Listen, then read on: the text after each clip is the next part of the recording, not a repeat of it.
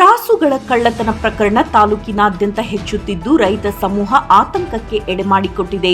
ಲಕ್ಷಾಂತರ ಬೆಲೆ ಬಾಳುವ ದನ ಕರುಗಳನ್ನು ಕಳ್ಳರಿಂದ ರಕ್ಷಿಸಿಕೊಳ್ಳುವುದೇ ರೈತರಿಗೆ ದೊಡ್ಡ ಸವಾಲಾಗಿದೆ.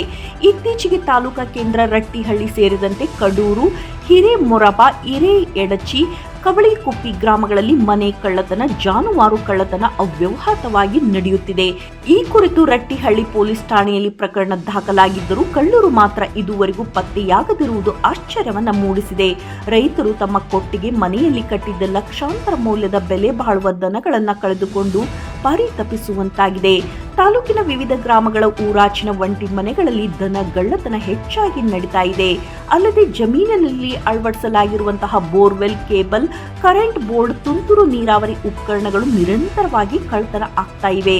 ಸಾಕಷ್ಟು ಪ್ರಕರಣಗಳು ಪೊಲೀಸ್ ಇಲಾಖೆಯಲ್ಲಿ ದಾಖಲಾಗಿದ್ದರೂ ಇದುವರೆಗೂ ಪೊಲೀಸರು ಕಳ್ಳರನ್ನ ಪತ್ತೆ ಹಚ್ಚುವಲ್ಲಿ ಸಫಲರಾಗಿಲ್ಲ ಎನ್ನುತ್ತಾರೆ ತಾಲೂಕಾ ರೈತ ಸಂಘದ ಅಧ್ಯಕ್ಷ ಶಂಕರ್ ಗೌಡ ಶಿರ್ಶಿಂಬಿ.